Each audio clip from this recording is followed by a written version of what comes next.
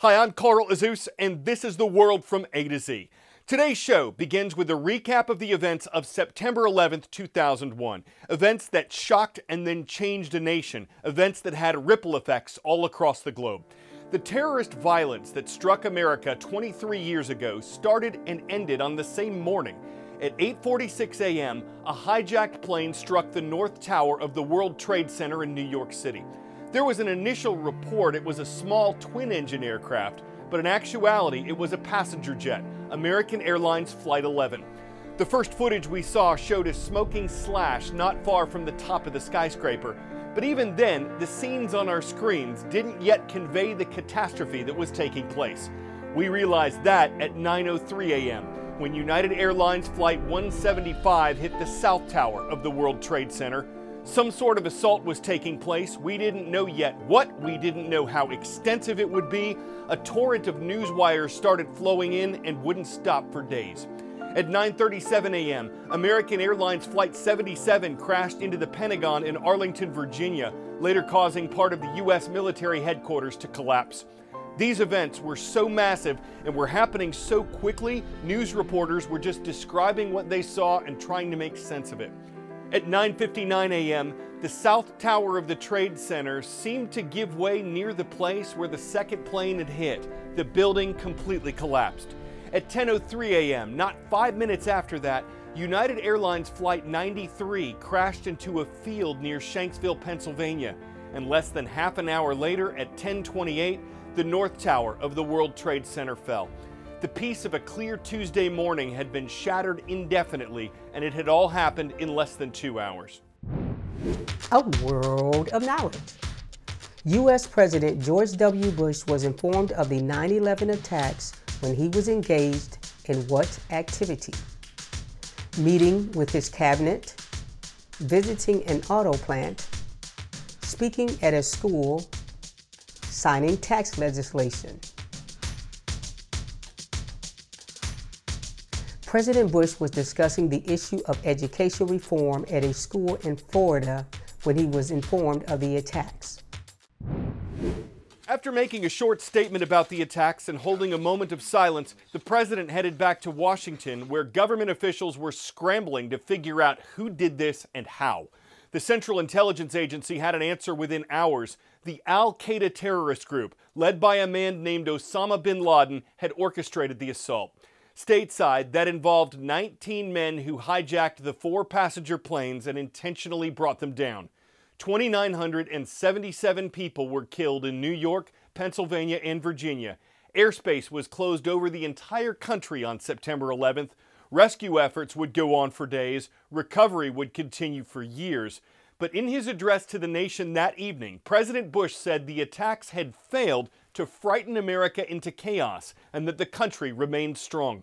None of us will ever forget this day, yet we go forward to defend freedom and all that is good and just in our world.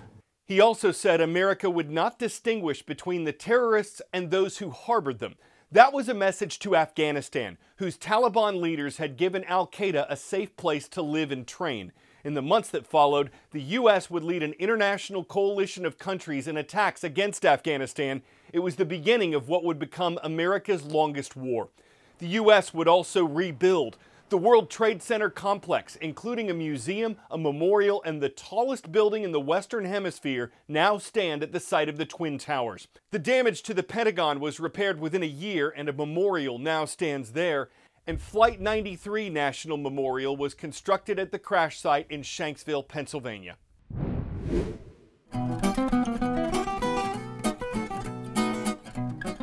Before the attacks took place, the story getting the most media coverage on September 11, 2001 centered on basketball phenomenon Michael Jordan. He was expected to announce that day that he was coming out of retirement to play professionally again. That announcement, of course, was postponed when the attacks occurred, but Jordan did play again in the NBA for the Washington Wizards, and he promised to donate his $1 million salary from that season to September 11th victims and relief organizations.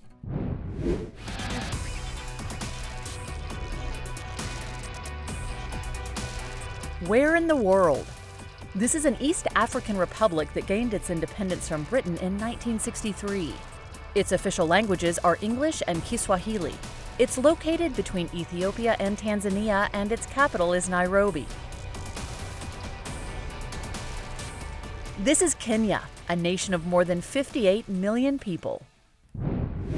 One of those people's a former rugby player who faced adversity, found his mental health was suffering, and then found his way out of depression through cooking. Mental health is a topic we regularly cover on this show. We hope you enjoy this report from the African nation of Kenya. Dennis Ombachi picks out some vegetables at his local supermarket. What else? Tomatoes. To cook for his millions of social media fans. Let's go cook. But before live stream cooking, Ombachi's claim to fame was rugby. He played on Kenya's national team, scoring the winning point that helped carry his country to the Rio 2016 Olympics. But the next year, Ombachi injured his ankle, effectively ending his rugby career. Ombachi became depressed. Not surprising for a professional athlete who has poured so much into a sport. The depression, I think, it's something that has always been there, like even before I started playing rugby, but it sort of manifested itself more in my later playing days. In 2018, he was diagnosed with bipolar disorder. Looking back now, Ombachi says the diagnosis was a blessing.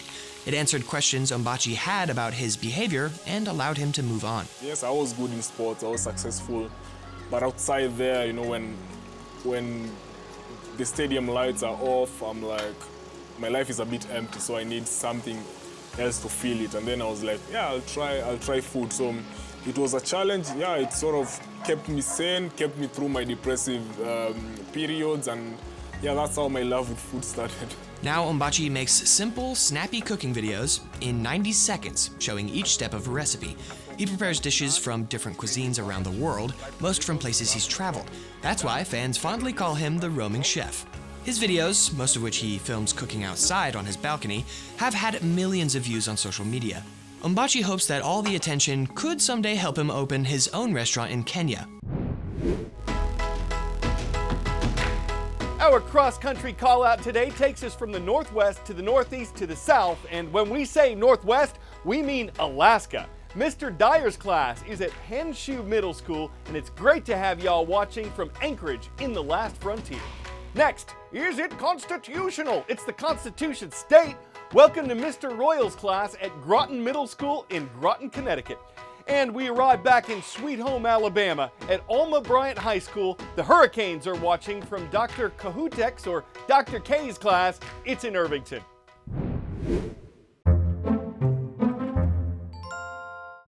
A family dog is back where it belongs after going missing in the Colorado wilderness for nearly 2 weeks. While rafting on vacation, the Wagoner family left Pippin with a local dog sitter, but returned to discover the dog had escaped. The turn of events turned a 4-day vacay into a 10-day search operation, but eventually the Wagoners had to return home without their pet. It was only then that they got a fateful call from a Coloradoan who had found Pippin and who facilitated a tearful reunion with the family.